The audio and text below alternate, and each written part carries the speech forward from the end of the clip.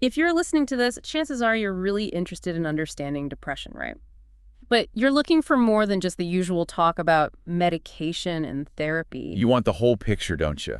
A more holistic view of what can really help, whether it's for yourself or for someone you care about who's going through it. And that's exactly what we're diving into today. We've got this fascinating article from January 2025, which basically translates to Depression Natural Measures as Accompanying Therapy. Catchy, right. It was written by Karina Rieberg and medically reviewed by Dr. Jochen Handel. And our mission, should we choose to accept it, is to really unpack this article. We're going to pull out the most important, actionable stuff, particularly when it comes to natural and holistic approaches, things that can actually make a difference. Because let's be real, depression is a big deal. A huge deal, actually.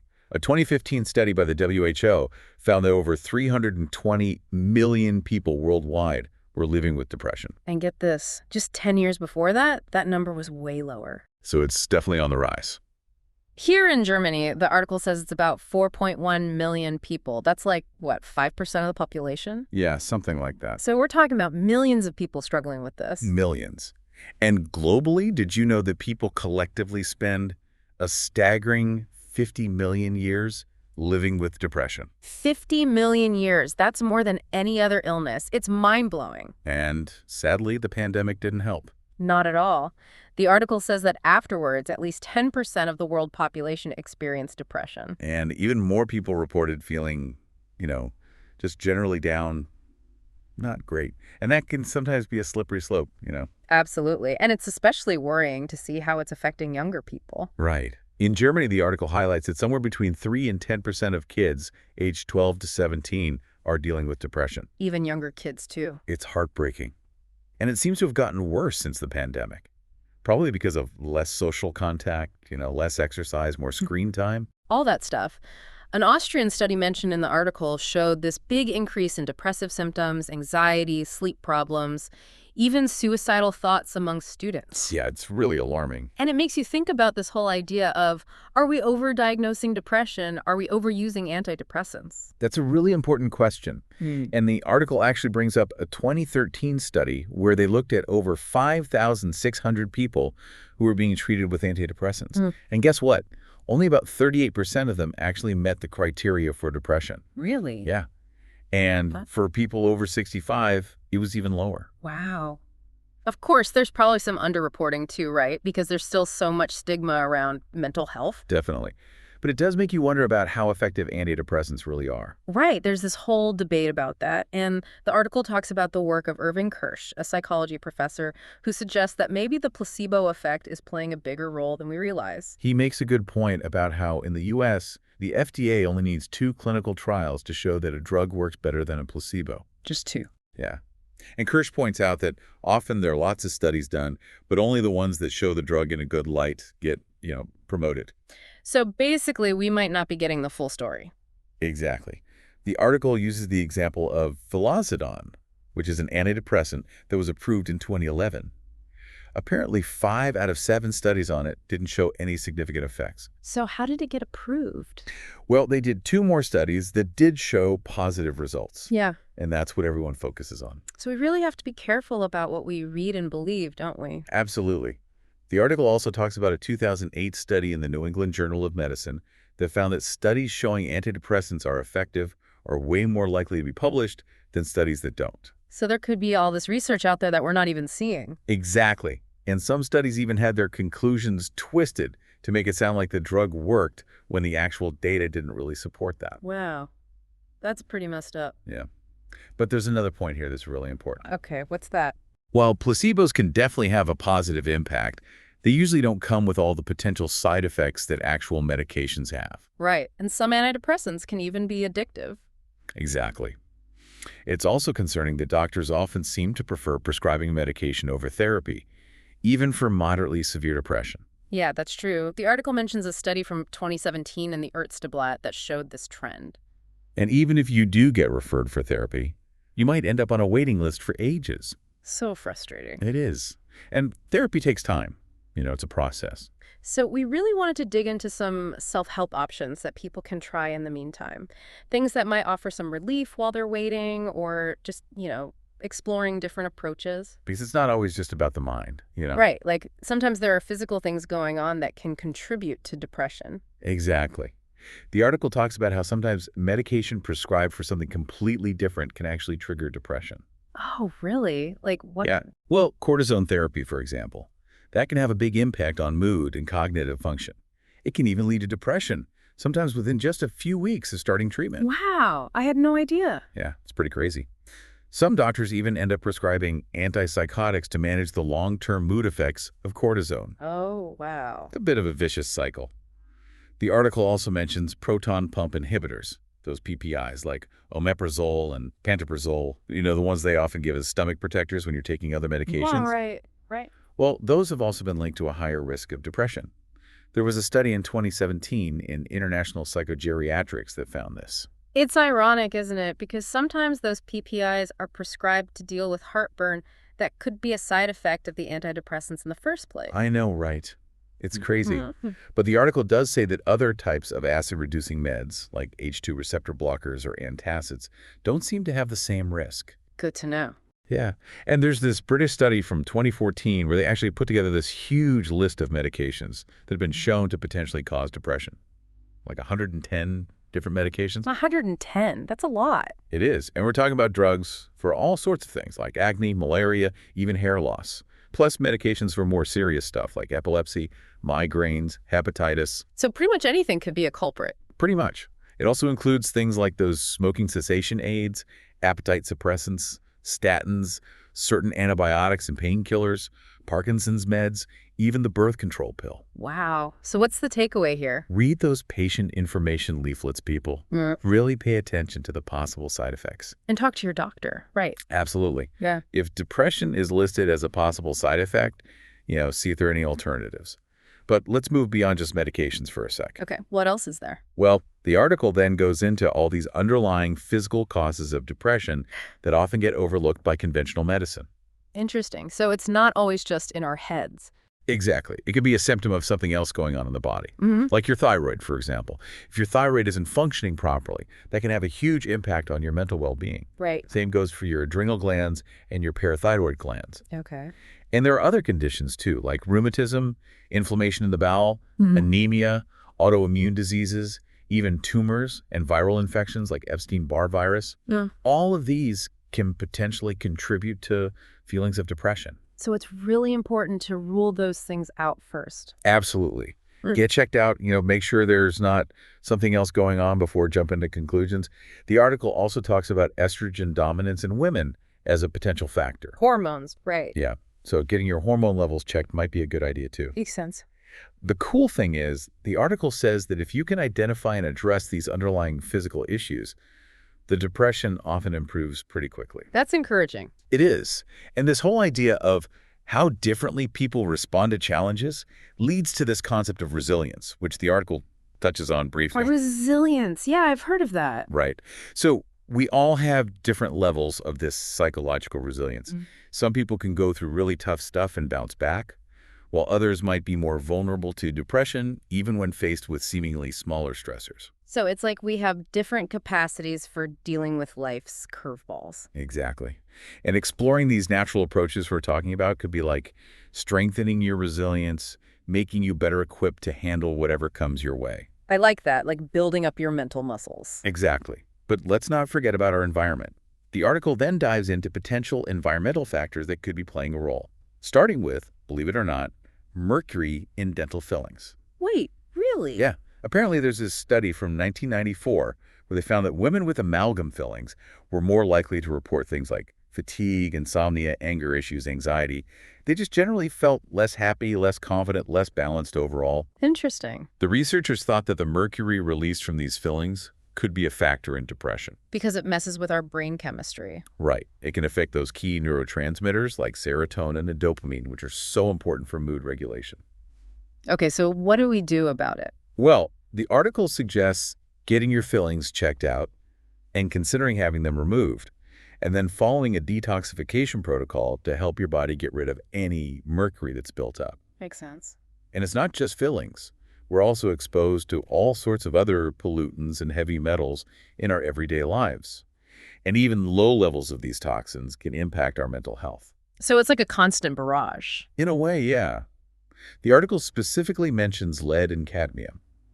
There's this 2009 study that found a link between higher lead levels in the blood and an increased risk of depression. Wow. And they're finding similar things with cadmium. So what can we do about that? Well, testing is key. Simple tests like hair or nail analysis can give you a good picture of your heavy metal levels. And then if you do have a significant burden, detoxification can potentially help. So it's like cleaning up your internal environment. Exactly. And this naturally brings us to vitamins and minerals, like how crucial they are for our mental health. Because they're the building blocks for everything, right? Exactly. And while conventional medicine does acknowledge that severe deficiencies can lead to depression, they don't always look at those levels as closely as they could. So we should all be striving for optimal levels of all the essential vitamins and minerals. Ideally, yes. Yeah. Especially if you're dealing with depression. Think of it this way. You can't build a strong house with missing bricks. And these micronutrients are like the bricks for your brain chemistry. I like that analogy. So let's start with vitamin D. It's well known for its connection to seasonal affective disorder, right? Winter blues. Yeah, because we make it from sunlight. Exactly. But the thing is, vitamin D deficiency is actually quite common year-round, especially in people who are chronically unwell, including those with depression. So supplementation is often a good idea. The article mentions a study where they gave adolescents a weekly dose of 50,000 IU of vitamin D for 9 weeks. Yep. And it led to a significant improvement in their depressive symptoms. There was another study with pregnant women who took 2,000 IU daily, and they also saw a reduction in depressive symptoms. So it seems to have a real impact. It does. And there's this interesting point raised by Dr. Simon Spedding. He looked at studies that didn't find a link between vitamin D and depression. Okay. And he basically said that a lot of those studies might have been flawed, like they used doses that were too low, they didn't run the studies long enough, or they included people who weren't even deficient to begin with. So it's all about the details. Right. Studies that used higher doses, like 20,000 or 40,000 IU weekly, over a longer period, those showed more promising results. Yeah. And a more recent overview from 2022, which looked at data from over 53,000 people, suggested that vitamin D, especially at doses higher than 2,000 IU daily, does seem to have a positive effect. Okay. But the key takeaway is this. Supplementing with vitamin D is going to be most beneficial if you're actually deficient. So get your levels checked. That's good advice. Now let's talk about the B vitamins. They're like best friends with our mental well-being. I've heard they're important. Super important. Vitamins B3 and B6, for example, are actually needed for our bodies to make serotonin from tryptophan. Right. Serotonin, as you probably know, is often associated with mood regulation. The happy chemical. Right. Although there's still some debate about exactly how it all works with depression. Okay. But then there's folate and vitamin B12. Those are crucial too. I've heard folate is really important during pregnancy. It is. But it's important for everyone, really, especially for mental health. Low levels of folate have been linked to depression since way back in the 1960s, and they're often associated with lower serotonin levels. Interesting. Some research even suggests that taking folate and B12 along with antidepressant medication can actually boost its effectiveness. Really? Yeah, it's like they work together. And here's why. Both folate and B12 are involved in the production of SAM, which stands for S-adenosylmethionine. SAM. Yeah, bit of a mouthful. Basically, SAM is like a helper molecule in your brain that's super important for feeling good. It can help to raise serotonin levels. Okay, so we want more SAM. Right. And folate and B12 also help to break down homocysteine. That's a byproduct of amino acid metabolism. Okay. And if that breakdown process isn't working properly, homocysteine levels can build up. And higher levels of homocysteine have been linked to increased oxidative stress and chronic inflammation. And inflammation is bad news, right? Yeah, it's not great, especially for our brains. And chronic inflammation is often seen in people with depression. So it's like a vicious cycle. It can be, yeah. This makes me think about omega-3 fatty acids. They're supposed to be good for inflammation, right? They are. And they're also super important building blocks for our brains and nervous systems. Yeah, I take fish oil sometimes. That's a good source of omega-3s. And studies have actually shown that people with lower levels of omega-3s in their blood tend to experience more severe symptoms of depression. So we should all be making sure we're getting enough omega-3s. Definitely. Yeah. Especially if you're dealing with depression. But it's not just about getting enough omega-3s. It's also about the balance between omega-6s and omega-3s. Okay, explain that. So ideally, you want a ratio of about 5.1 omega-6 to omega-3. Got it. But the problem is, most modern diets are way too high in omega-6s. Think sunflower oil, corn oil, soybean oil, a lot of animal fats. So how do we get that ratio back in balance? Well, diet is a big part of it. But the article also recommends targeted supplementation with omega-3s, especially algal oil. Algal oil. Yeah, it's a plant-based source of DHA and EPA, which are the long-chain omega-3s that are considered particularly beneficial. And algal oil often has a higher concentration of omega-3s than fish oil. Oh, interesting. And even lower doses, like 1 to 2 grams daily, can be helpful. Okay, good to know. What about other minerals? Magnesium is another big one. Super important for overall health, but especially for mental health. I've heard that magnesium can be good for anxiety. It can, and for depression too. The article suggests that magnesium levels should really be checked and optimized in anyone dealing with illness, but particularly for depression, anxiety, phobias, all that stuff. Because it's often deficient. Yeah, deficiency is really common in these conditions. Interesting. And they even mentioned some case reports where supplementing with 125 to 300 milligrams of magnesium at each meal and before bed led to pretty rapid improvements in depression, like within a week. Wow, that's fast. It is. So magnesium supplementation is definitely something to consider. And be mindful of excessive calcium intake. That, along with a diet that's low in magnesium and, of course, stress, can contribute to magnesium deficiency. So it's all connected. What about food sensitivities? Can those play a role? Definitely. The article talks about gluten sensitivity, for example. Gluten. Right. So some people have a negative reaction to gluten, which is found in wheat, spelt, rye, barley, all those things. And that reaction can sometimes manifest as depressive symptoms. After eating bread or pasta, for example. Exactly. And a lot of people don't even realize they have a sensitivity. So the article suggests maybe getting tested or just trying a gluten-free diet for a few weeks to see if it makes a difference. That's a good experiment. It is. And other foods can be triggers too, like dairy or foods that are high in histamine. Histamine. Yeah. High levels of histamine in the body are called histidalia, and people with this condition are more prone to depression. And here's a weird thing. While folate is often helpful for depression, it can actually worsen symptoms in people with histidalia. Really? Yeah, because folate can stimulate histamine production. So if you're dealing with high histamine, that's something to be aware of. So how do we know if we have high histamine? You can get your histamine levels tested. Okay. And if they are high, what can you do? Well, the article mentions a few strategies. Vitamin C can be helpful because it has histamine-lowering properties. Vitamin C, interesting. Yeah. And then there's the amino acid methionine.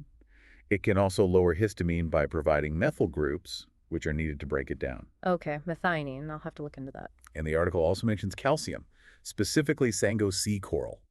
It's a good calcium source because it has a balanced ratio of calcium to magnesium. Why is the balance important? Well, when you increase your calcium intake, you want to make sure you're getting enough magnesium too to avoid any imbalances. But let's talk about another interesting topic, cryptopyrroluri. Crypto what? Cryptopyrroluri. It's often abbreviated as KPU. It's a metabolic disorder that can cause all sorts of symptoms, including depression. Okay. And it's all because of significant deficiencies in certain nutrients. So it's like another case of missing building blocks. Exactly.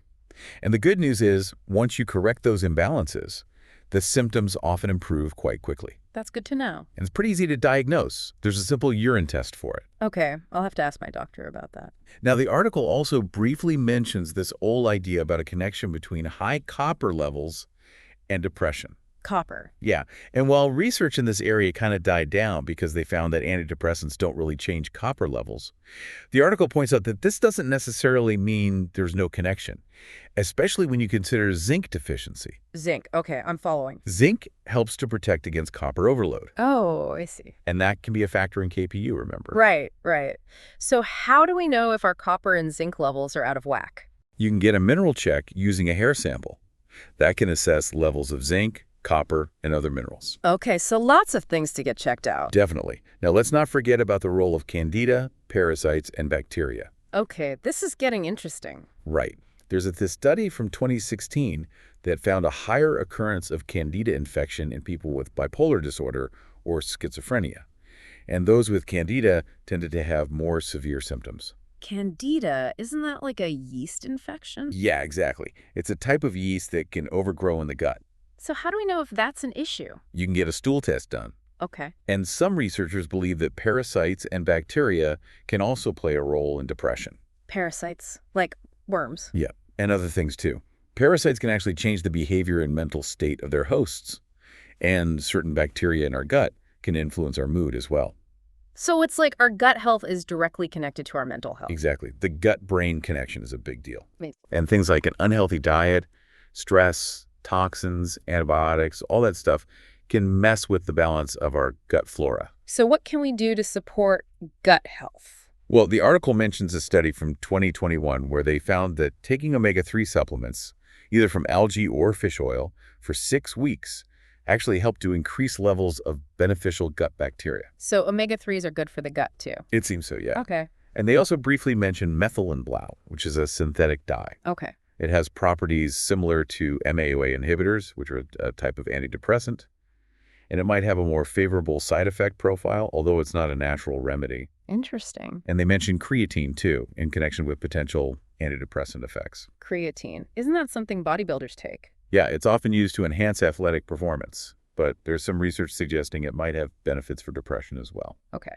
But let's talk about diet in general. What kind of diet is best for someone with depression? Well, the article really emphasizes the importance of a nutrient-rich diet. Lots of fruits and veggies, I imagine. Definitely.